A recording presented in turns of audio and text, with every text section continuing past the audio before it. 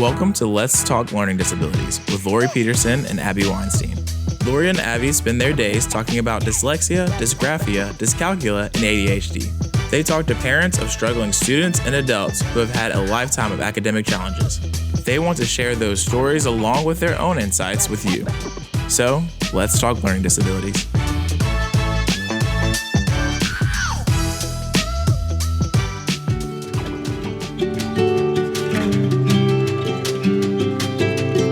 Hey everybody, this is Laurie and welcome to Let's Talk Learning Disabilities. Today, Abby and I have the privilege of sitting down with Dr. Justin Chelette, an optometrist out of the Houston, Texas area, to talk to us a little bit more about visual processing and functional vision. We ended up having such a great conversation that we split this episode into two. So today you're going to get to hear the first part of our conversation with Dr. Chelette. Hope you enjoy.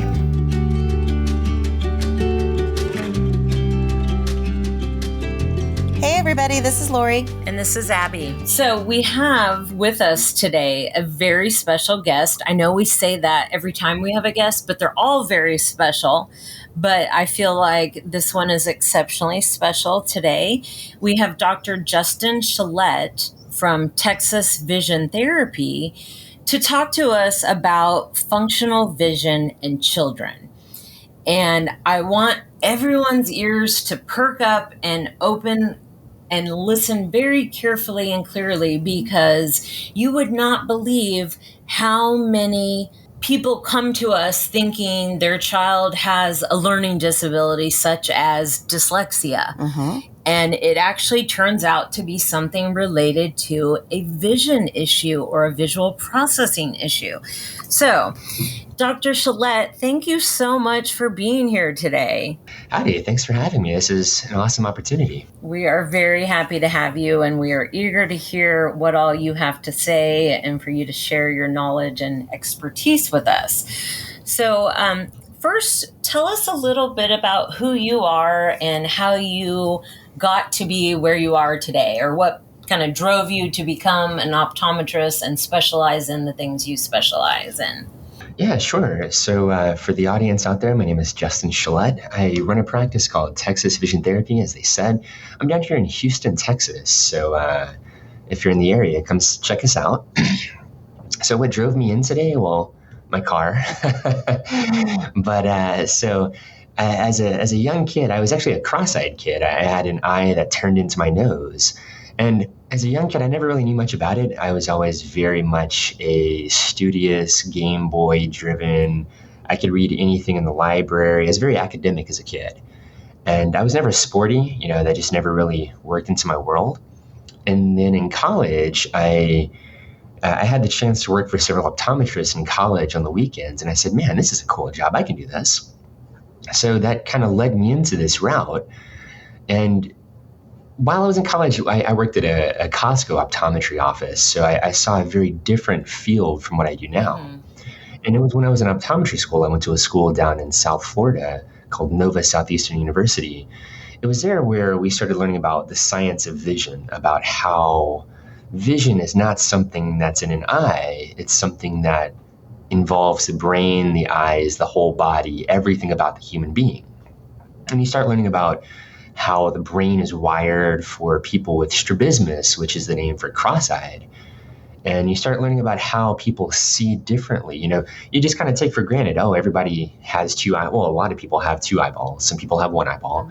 But you just kind of take for granted how not everybody actually sees the same. No two people see in the same way. No two people perceive things in the same manner. And so once you start learning about the science of how that works, that leads you into a very different track. And while in school, so in optometry school nowadays, what people do is they emphasize a lot ocular health. So you'll hear in class glaucoma, diabetes, high blood pressure. You'll hear all this stuff. And school is trying to gear you towards going that route, towards becoming like an ocular disease specialist. And once I started seeing patients in clinic that had cataracts, I said, no, that's not for me. There's no vision science in that world. And so I instead did a residency after I graduated in what's called vision therapy and rehabilitation. And at that residency, I saw just how you can really take that vision research, how you can take that vision science and directly apply it into clinical practice to help so many people who have issues that they never really associated to how they use their vision. Again, combining vision, meaning the brain, the eyes, the whole body to experience the world. There's way more than just being nearsighted or being farsighted, needing glasses to see something close up or needing glasses to see something far away, or, astigmatism, those common things we hear. For sure. And, that is the first step, though. You have to know that, because let's say you have a little kid who has, let's say, 6 units of being farsighted. Well, they're going to need glasses for sure, because they can't do anything, see clearly. They can't judge where things are at. They can't track along a page. They can't do anything until you get their eyesight clear. So that is a very fundamental basis, but that's just the start of the story, so to say. So you became very interested in the science of vision and more of, I guess, what would you call the issues that are not like anatomical or things like glaucoma, more about the way the brain is perceiving what the eyes are taking in or processing what it's taking in? That's hard to say. In our world, we always kind of get mixed up with labels. We'll talk about developmental optometry, we'll talk about neurooptometry, we'll talk about behavioral optometry. But really, all those different types of optometry, we all deal with the same thing, where it's a problem of how the brain uses the eyes to explore the world, so to say. Mm-hmm. As a kind of a side note, a comment that I love to say is that the purpose of vision is to guide and direct action. What the eyes do is they turn light into meaningful action. You're able to take all the light coming into your eyes and then judge where a baseball's at, judge a person from 50 yards away, read Cyrillic.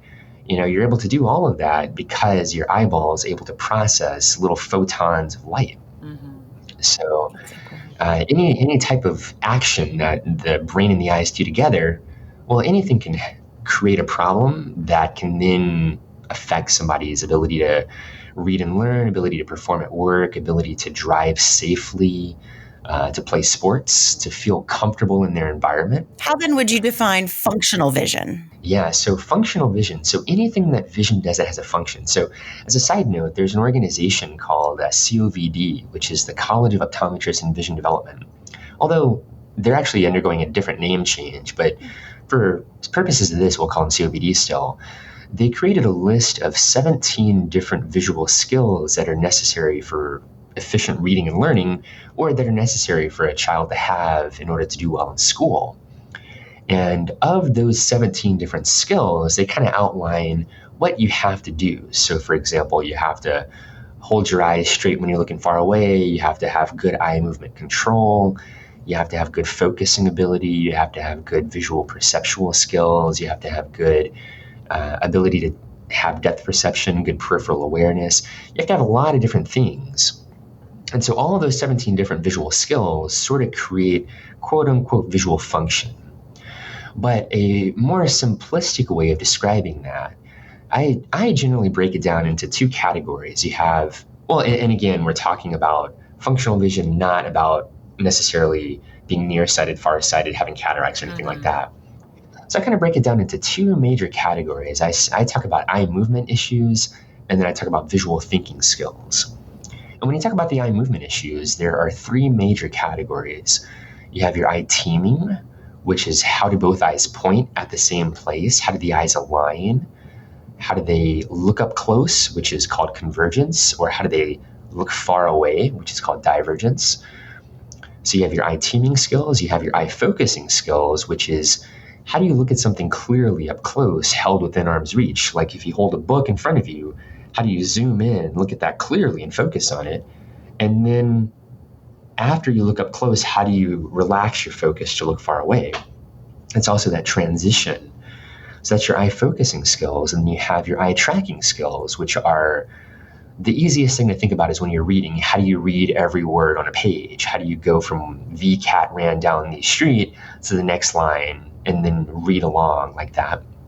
And then also the other major eye tracking skill is what we call a pursuit, the ability to follow a moving target. So as you're watching a car outside my window, I can see the interstate, so I can watch all the cars drive along down the road.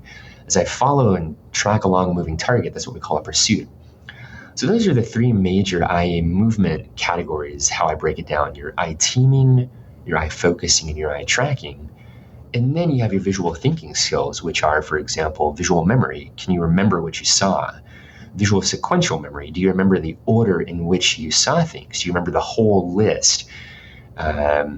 If somebody purposefully miswrote the word, if they purposely misspelled it, can you remember the sequence of letters that they wrote, for example? You've got your visual discrimination. Can you identify that the letter is B and that the letter is not Q? You've got your figure ground. All of life is figure ground, if you're familiar with that psychological concept, where you're judging something from its background. You have a thing that you're looking at. You're identifying that from a busy background, or you're trying to identify the background given a whole bunch of targets. Figure ground is that classic, can you see the forest for the trees, or can you see the tree for the forest? Or can you find Waldo, right? Where's Waldo? Mm-hmm. As I was actually going to say, practically, it's the Waldo books that I have in my waiting room. Right. Or, it's like word searches, the old classic game from the 90s before you had your Game Boys and your cell phones, you did word searches in the car. So those are the major ways that I break down functional vision skills into eye movements and visual thinking. Okay. So Dr. Chelette, for example, let's say a child is struggling in school in their early years, maybe kindergarten or first grade, and one of the very first things we hear parents say they do is they want to run to the eye doctor, their regular optometrist, and make sure it's not a vision issue, or their child, or the teacher may indicate, they need to sit up close to the board, or maybe you should have their vision looked at. So they go to their regular optometrist, and that optometrist evaluates the student and maybe says, oh yeah, they see well, they can see 20/20 or 20/30. So what is the difference? So that optometrist, or a quote unquote regular optometrist, are they looking at all of those different functional visual skills that you just talked about? That's a hard thing to answer. The short answer is, I'll kind of give you a side comment. So in my office, my evaluations are all 60 minutes in length. And the reason for that is to really comprehensively look at all of those different skills. In many offices here down in the Houston area, a lot of your regular optometry examinations last 8 to 15 minutes. So the short answer is, unless somebody very explicitly presents a problem, then rarely will that be looked at. Regular optometry has, so kind of another side note, whenever we deal with these things, you almost have to have a model of how you approach your problems, right? So we, in the world of developmental optometry, our model is that we have to evaluate the entire way that the person, whether a child or an adult, interacts with their world through vision. And we look at all the different visual skills to see how their vision does X, Y, Z. In the world of primary care optometry, the regular optometry, or even like a general ophthalmology practice, pediatric ophthalmology practice too, they operate off of a problem-oriented model, meaning that, like you said, the teacher said that they have to put the kid up at the front desk because they can't see, quote unquote. Well, to them, that says, okay, they have a distance quality of sight issue. Let's get the kid some quick glasses. They'll be back in working order. Or the nurse says they can't see. They see 20/40 on the vision screening in school, which, another side note, here in Texas, vision screenings are they're not that good, unfortunately. I'll go on the record in saying that they do very poor jobs of getting the vast majority of vision problems in children. They look at the low-hanging fruit, which is distance quality of sight, and they miss everything else about how a child can do poorly in school due to their vision. But so going back to the concept of the regular optometrist, they ensure that the eyes are healthy. They look at the distance quality of sight to see if the child needs distance glasses or contact lenses. And that's kind of the extent of what they do, given their time constraints and given the restraints of insurance reimbursements. So very often you will encounter, like I just had yesterday, although he was an adult, I had a patient who said, well, I went to 2 different optometrists. Why didn't they catch this? And he told me himself that he had to mention very explicitly a diagnosis that he wanted them to look for because he found out about it on Google or was watching some TikTok videos or something. He was like, oh, that's me. So he had to very explicitly mention these specific symptoms and what he wanted tested before somebody kind of said, you should go see Dr. Chelette to get that checked out.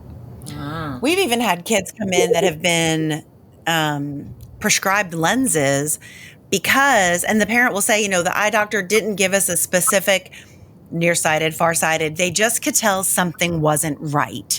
And they thought maybe a low prescription for near or farsighted might just help the issue. So that's always a big red flag for us. Just try glasses. When we have a young student who's already been to an optometrist, has already been given glasses, but they don't like to wear them because they don't feel like they help. Like those are all things that we hear that we're like, okay, well maybe we just didn't look, deep enough into the issue. Oh, for sure. Or we'll hear a parent say, oh, well, my child passed the vision screening at school with the school nurse. Or I took them to their optometrist and they were fine. The doctor said there was no problems and the child doesn't need glasses. Yeah, I hear that all the time. You'll hear the parents say, oh, they have perfect vision. They see 20/20. Mm-hmm. Yeah, well, that's not the end of the story. I have a colleague who made something called a vision report card that she shared one time on our website. And it was something that she wanted parents to download that had, hey, did your optometrist check this, and this? And if so, then you can say that you did get a more comprehensive checkup, but that didn't necessarily take too kindly whenever people tried to start doing that, right? But it's really hard because so many people, because on the weekends I work in several corporate offices, and going back to that, what you mentioned earlier about the dyslexia, oh man, I can't tell you how many parents will say, yeah, my kid has dyslexia. And immediately I turn around and say, oh, well, what kind? And then you hear crickets because they only know that their child can't read and they never necessarily knew, it's not their fault, right? You don't know what you don't know.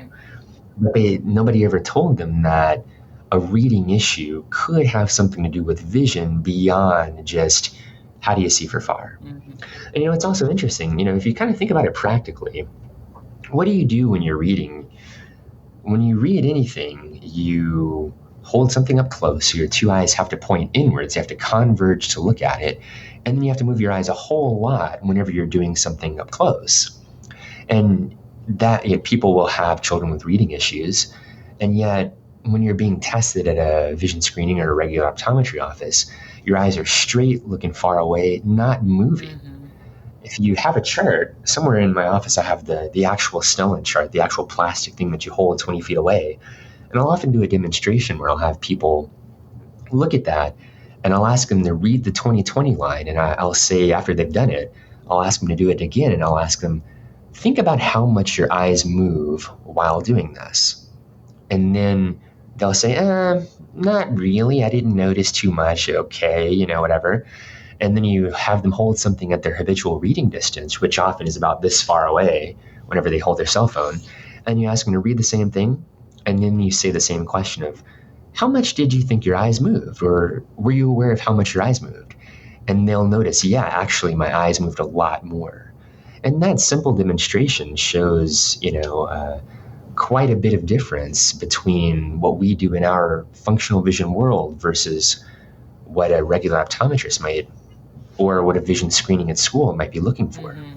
When you use both eyes together and actually move them around on a page or on a phone or on a computer screen, now that all the children have Chromebooks in school, you'll notice so many more problems than just having a static eyeball not moving, reading a small letter at a certain distance away. Well, and I think too, we see a lot of kids that come in that struggle with copying, whether it's copying from like their math worksheet to their paper or from the board to their paper. So like you were talking about earlier, the difference of going close up to far away to close up to far away, that's where their real struggles come in. Maybe once they're in one place, they're okay, but it's the back and forth where things sort of fall apart and where they copy things down incorrectly, or they aren't able to get everything copied before the class moves on. And so that oftentimes, and I feel like now with Chromebooks and with more kids on devices, we're doing less copying.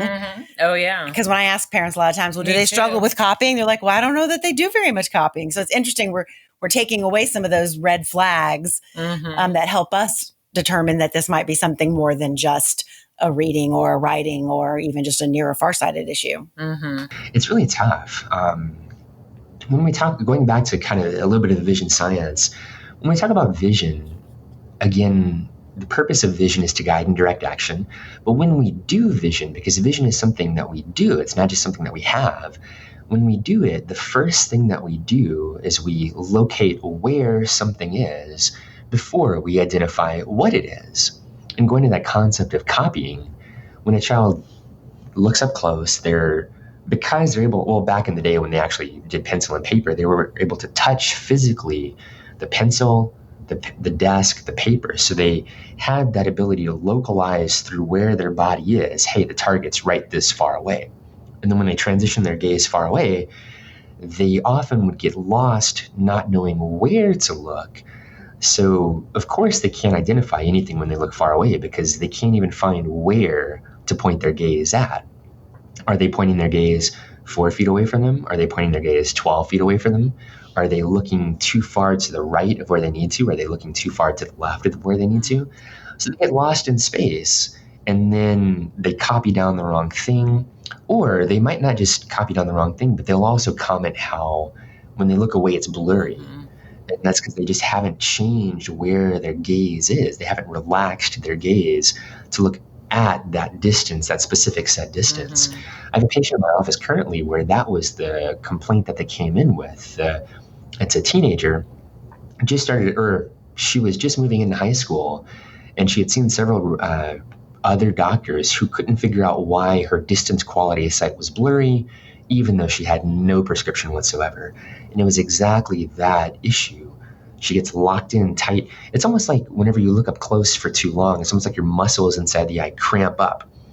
And if you make a fist and you squeeze your hands really tight and you feel how hard that fist is, and if you do that for 10, 20, 30 seconds and then you try to relax it, your hands still feel tight. They still feel tense.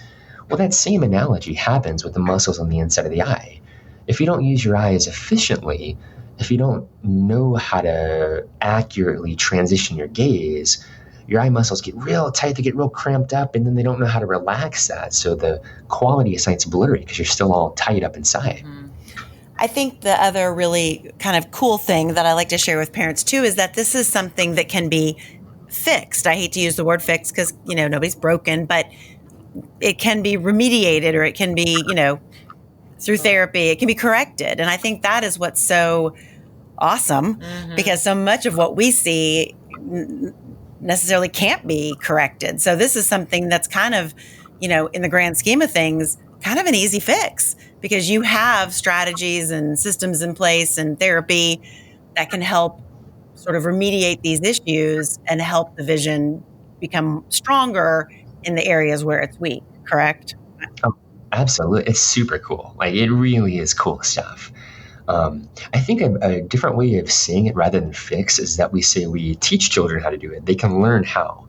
Because the analogy, the perfect analogy is like riding a bike. You start off as a little kid, you just don't know how to get the movement set up. You don't know how to coordinate your legs. You don't know how to sit on the bike and balance yourself. But once you learn how to do it, then you can do it. And the same thing applies to the visual system. Because problems can kind of come from 3 areas. They can come from being a developmental issue where you just never learned how. You didn't, for whatever reason, through nobody's fault, you didn't get the experience, you didn't have the right things that you did as a little person to teach you those skill sets, or problems can come from just the wear and tear of visual stress. If you hold your phone 2 inches away from your face for 8 hours every single day over the summer, rather than running around outside playing with Legos, throwing basketballs around, that wear and tear, that intense demand, that can create problems. Or let's say, heaven forbid, you have a concussion or a head injury, you trip and fall and get a big old welt on your noggin. All of those different areas are how problems can occur. But regardless, you can teach a child how, or an adult too, don't forget them. You can teach somebody how to overcome these issues, just like how you can teach them to ride a bike or hit a basketball or learn to speak a foreign language. We have the tools to do so. The brain is a very plastic, it's like Play-Doh, right? You can change it all throughout your life, and you're just reinforcing all the networks that are upstairs inside the brain to do things in a more efficient, more effortless, more accurate manner. It's very, very cool stuff. And once you teach them those skills, as long as they continue to use them, they should never lose them, correct? Assuming that they don't have any other issues later on, like get into a car wreck or something crazy, because then that resets the stage. Right. But we live in a visual world. We live in an environment where once we have a skill, we use that skill throughout life. So take the example of, let's say you have a middle school person who can't read very well. And another thing that I wanted to mention too is a lot of these findings, they mimic behavior pattern problems. So it's not just that you might have dyslexia or whatever. A lot of these findings mimic ADHD, ADD, XYZ.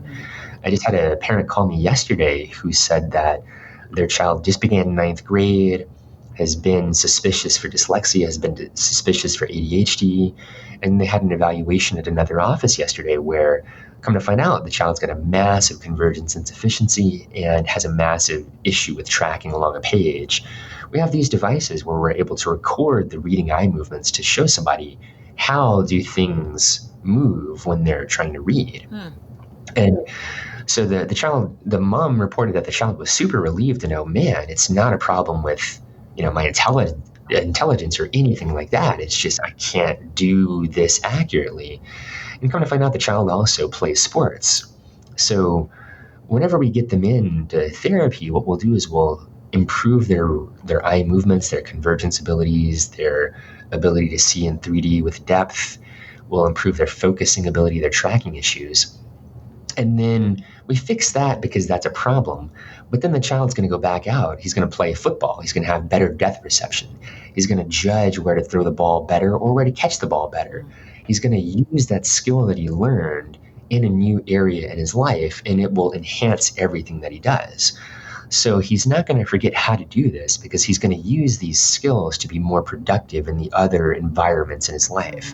He'll be able to read easier, more comfortably, and actually want to learn to read more and read harder and harder books once his eyes aren't going all over the page, seeing words jumbled around. Because you give them the skill set that then allows them to do things that they couldn't do, which then expands on their skills even further and further.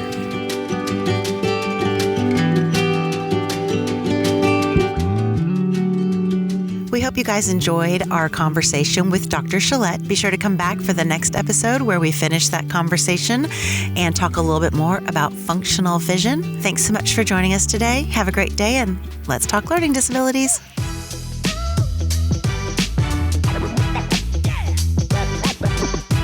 Thank you so much for joining us today.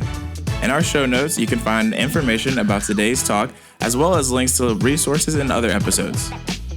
If you have questions about today's talk, have ideas for future episodes, or just want to stay connected, you can contact us through Diagnostic Learning Services on Facebook, Twitter, LinkedIn, and Instagram.